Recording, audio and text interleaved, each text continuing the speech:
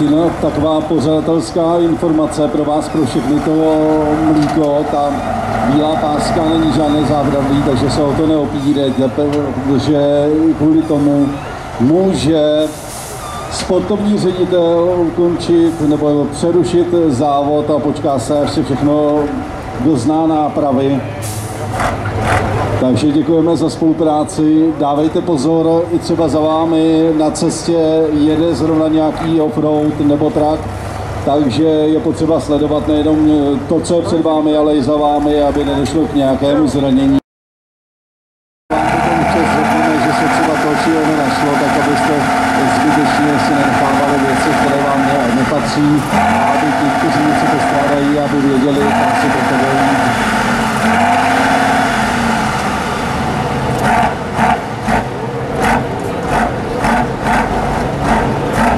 Nad hlavou nám právě létá opět vrtulník, kterým se můžete prolétnout i vy. Pokud půjdete nad Malý Lom, tak tam na poli mají stanoviště helikoptéry a tam se můžete za patřičnou platu také proletnout a udělat si nějaké fotografie ze vzhůry. Je to opravdu nádherný pohled tady na Mohelnické lomy, který byste si měli doplnit vaše fotogalerie z letošního ročníku velké ceny Mohelnice 2016.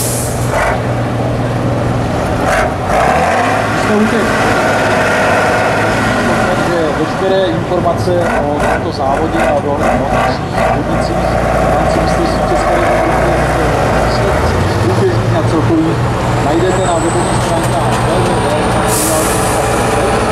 a takové to zemření a neoficiální zprávy.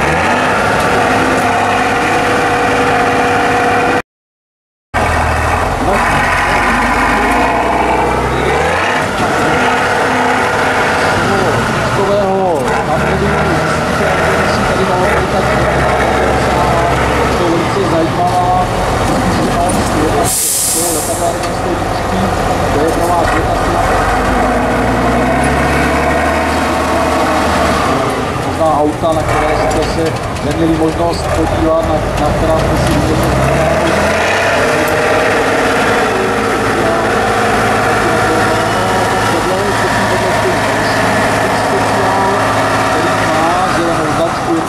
je to veteránský speciál, je to Tatra 813 8x8 kolos Rudy Korytáře, Ruda Korytáře, tak máme Karla Loprajze, říkáme mu Monsignor Dakar, tak Rudovi Korytářovi říkáme Monsignor Trial, protože je to člověk, který Trial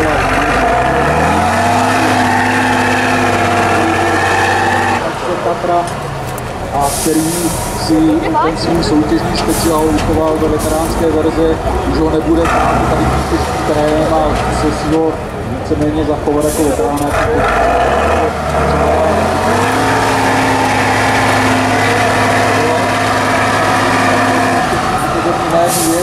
Počasí jsme si objednali úplně vynikající, nádherné, bude dneska sluníčko, podle radaru nemá pršet, ale je to pro vás velká výzva, protože udržet se v té kondici tady v té prohládané práce. Proto připomínám, abyste udržovali pitný režim.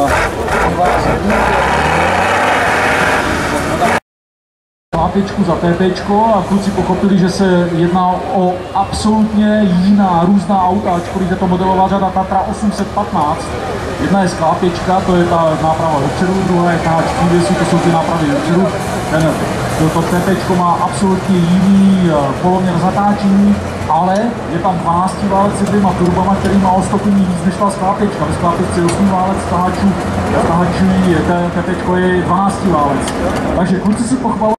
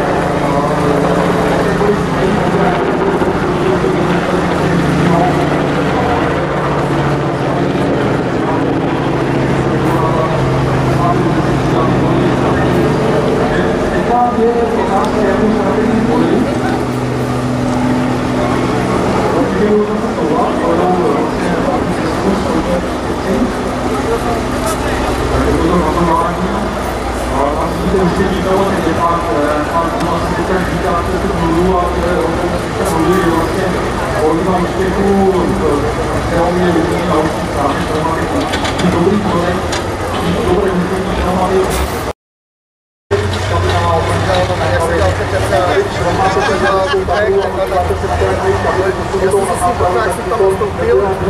Když jsme dělali školení, tak jsme slázeli na to, na korbě. A Milan zašla po metry, takový hromotu, malou hlavu a ten měl sportu hlavy, měl lep s plamenama vypotovanou. Jo, tak sportu hlavy. Ale začala půl a tak jsme spolu dělali vlastně na svadovně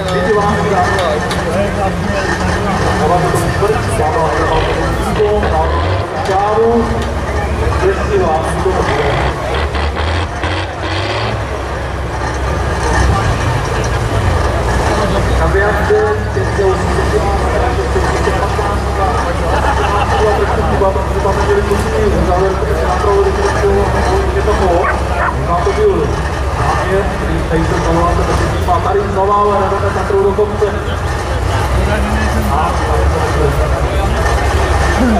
Ještě dostaneme, to by musela být nelzdaná na velké štěstí a obrovský výkon toho motoru. Když to bude říct, že bude točit monta, doleva doprava, tak to postupuje, teď se krásně doupla a mám pocit, že ta byla v té napětí, vedla spoustu lidí, to se vlastně tam hodina. Maličku opatrně to auto posuneme dopředu, se nám koukne zpátky, ale tady je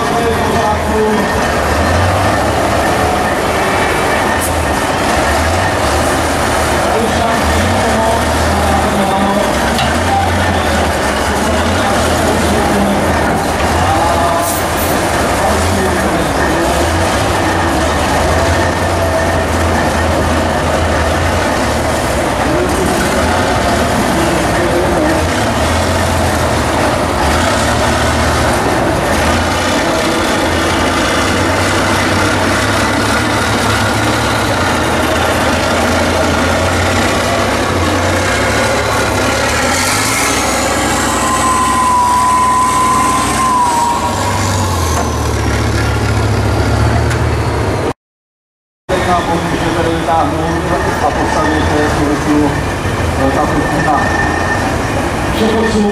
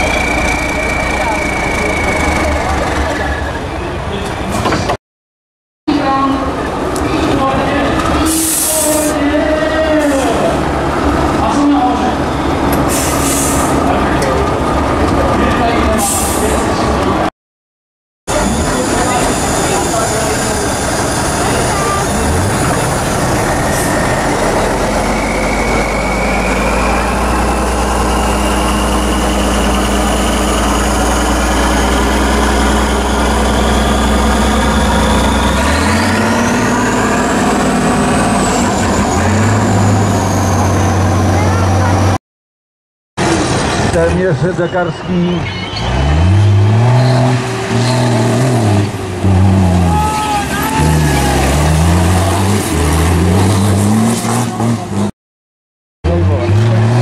ani ale vidíte, jak to nás působí krásně.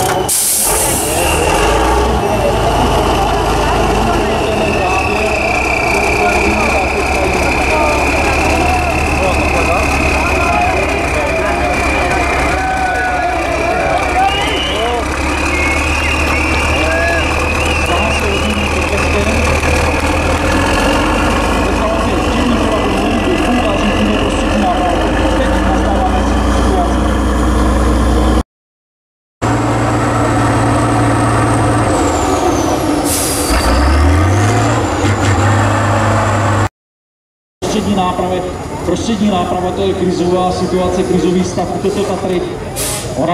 Ta přední náprava projde hladce, protože celá ta váha toho vozidla leží na prostřední nápravě. Těžiště je mírně vepředu, zadek je relativně lehký a tady je nějaký zádrhel mezi náklonu, a že se bude kolíbat na jejich stranu, takže on vlastně musí točit kolí proti svahu, aby tady tím kolem pravým byl co nejblíže té brány, nebo té tyčky, která tvoří tu bránu, a musí počítat s tím, že ten auták se překlopí na jejich stranu, takže ono se to tady bude klápet tak různě, sem a tam a tak uvidíme. Doufujeme, že nemáme žádný technický problém. Co má za problém? Nějaký ten, co tam říká, jak se někde sejdete. No tady mohli jste udělat. Tak dávejme pozor i tam dole, kdyby náhodou se něco zvrhlo, nebo kdyby náhodou se něco špatného stalo, ať jste připraveni jakoby vyskočit, uskočit. Tady se hrajeme na centimetry, je potřeba dostat první nápravu mezi tu bránu, což se skoro podařilo, ještě asi půl metra, 3/4 metra. A teď ten auták jde na její stranu a zhupne se na té prostřední nápravě. Toto zadní kolo půjde nahoru a hodně docela nahoru, tak to si vychoďte, natočte. A celých těch 12 tun půjde dolů. Krása, krása. Pěkná akce. Ještě kousek. Ještě klid. Paráda. Když ta brána bude asi možná, nechci být špatným prorokem, jinak vidíte vzduchové odpružení na zadní nápravě, posádka si může pracovat s tlakem těch měchá, může se přizvednout zadek nebo spustit dolů. Tak to bylo výborně. Byla pěkná.